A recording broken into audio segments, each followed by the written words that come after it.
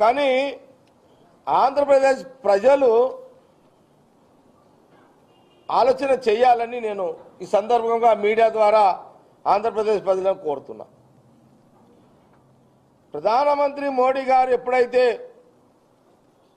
ప్రధానమంత్రి అయ్యో ఈయన రెండు రాష్ట్రాలు విడిపోయిందో, కాంగ్రెస్ ఆంధ్రప్రదేశ్లో నాయకులు ప్రజాప్రతినిధులు లేకపోవడం వల్ల మేమేం చేయలేని పరిస్థితులలో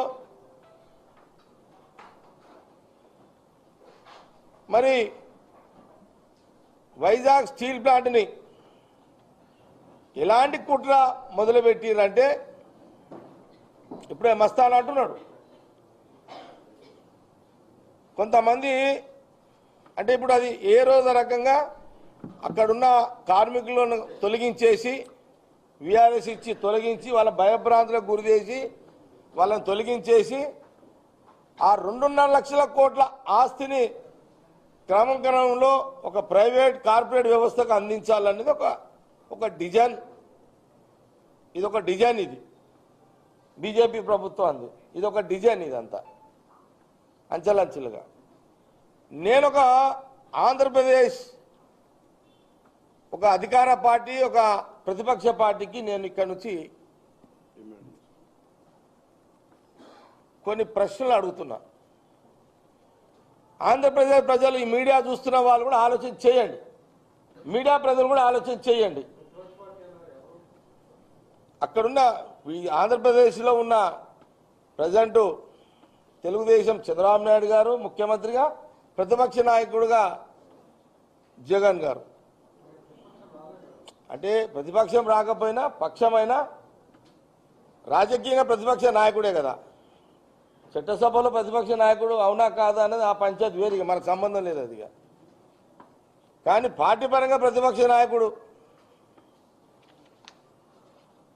మొన్న లేదు మాజీ ముఖ్యమంత్రి. ఓకే, ప్రతిపక్ష నాయకుడు కాదప్పా, మాజీ ముఖ్యమంత్రి. ఒక ముఖ్యమంత్రి మాజీ ముఖ్యమంత్రి నేను అడుగుతున్నా. కాంగ్రెస్ పార్టీ భవన్ నుంచి అడుగుతున్నా. మీ ఇద్దరికి మోడీ గారితో మంచి దోస్తానం ఉంది.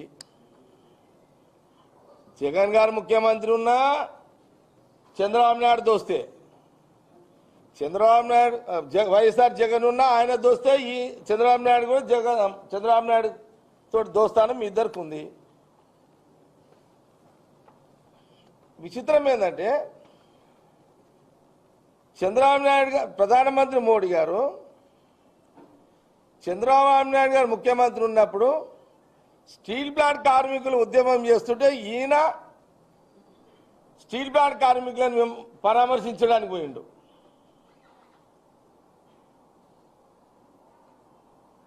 ఆయన గమ్మున కూర్చున్నాడు చంద్రబాబు నాయుడు గారు. అప్పుడు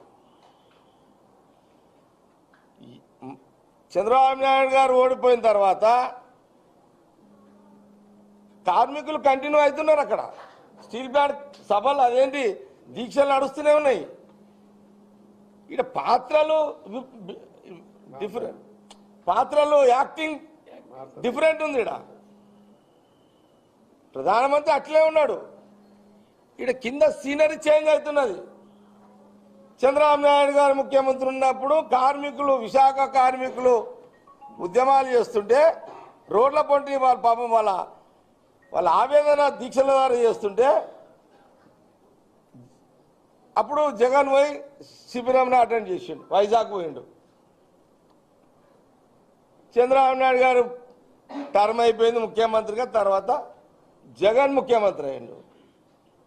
సేమ్ మళ్ళీ వాళ్ళు అట్లని దీక్షలు చేస్తారు వైజాగ్ స్టీల్ ప్లాంట్ వాళ్ళు. అప్పుడు చంద్రబాబు నాయుడు గారు